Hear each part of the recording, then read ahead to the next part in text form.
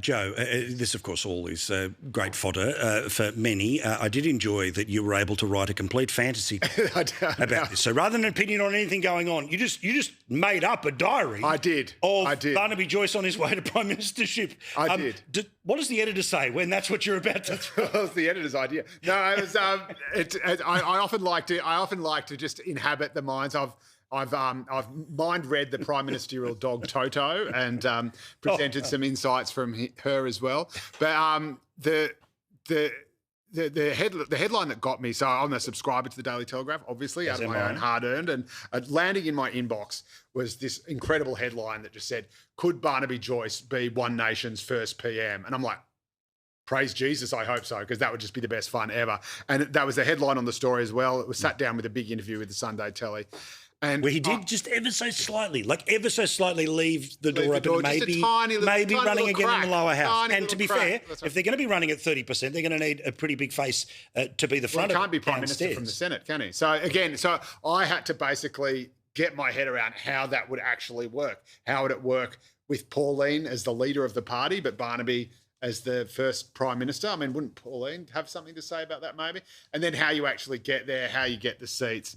And so I was just having a bit of fun with it. But like some of the things I put in the diary. So this is a diary I exhumed from the future after Barnaby had already made it up. That's right. I got this diary in 2028 after the 2028 federal election, and then sort of retrofit. How much are power prices in 2028? They're pretty high. I had inflation at double digits, so tells you all you need to know. But one of the things that one of the dates I had was April the 1st.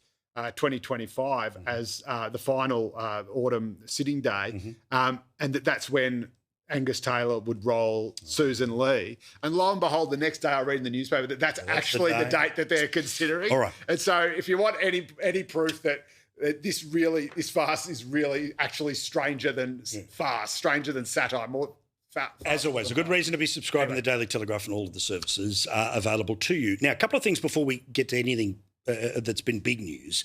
What about a sneaky little job that's come through from the airport lobby? Now, of course, you know that many of the airports that we, of course, built with taxpayer money, we sold off as a way of balancing up budgets and getting ever so slight surpluses towards the back end of the Howard years. Of course, they were sold off, and previously Macquarie Bank, all the rest of it. Well, the Airport Association has turned around and said that we should have a passenger tax. Why? Well, to help fund getting people through border crossings faster. Now, my simple response to all of this, Ross, is perhaps they could take some of the money, the millions of dollars that are made in parking fares by these private companies that own these airports, and if they want to improve their facilities, that's how you pay for it.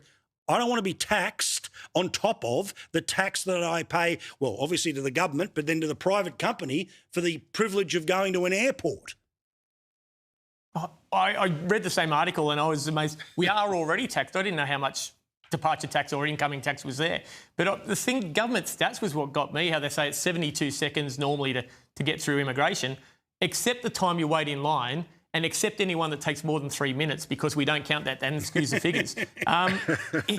What a great way of doing things. That means I am the best looking man in my bed most nights.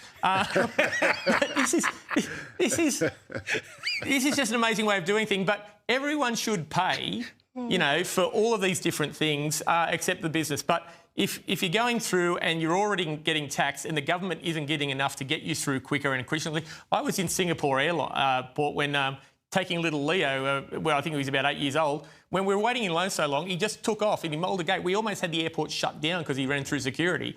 If I don't have to wait in line, that's a bit better. And if the government wants to give more of the tax to improve their facilities there, I'm okay. But yeah, if I'm not going to let billion-dollar places tell me they're crying poor. No, it's very weird. All right, Bunnings is deciding to go and have got full approval now for the facial recognition technology. Now, their claim, and this is reasonable as a justification, which is when somebody comes into the store, steals something, they're able to match up the faces, or somebody abuses a member of staff, something like that.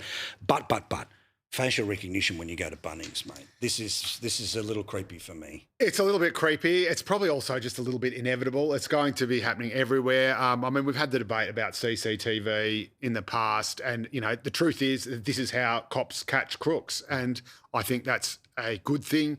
I think if you're worried about your privacy or people getting into you, they're getting into you via your phone. Like if you want If you're worried, you have a tracking device in your that's pocket. right. So if you are worried about your privacy, don't worry about your trip to Bunnings. Take this, smash it on a rock and flush it down the toilet. Well, if it becomes standard, I don't know whether the facial recognition at Club X is going to be something that people will be happy to have. Everybody knows that I'm there already. Yeah, all right. So, Well, Ross is only laughing at that because he's aware that Fishwick exists.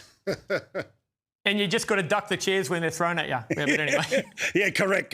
All right, lads, do appreciate it. Thank you very much. We'll see you again next week. Enjoy your presents. I certainly have already made my way through the candies.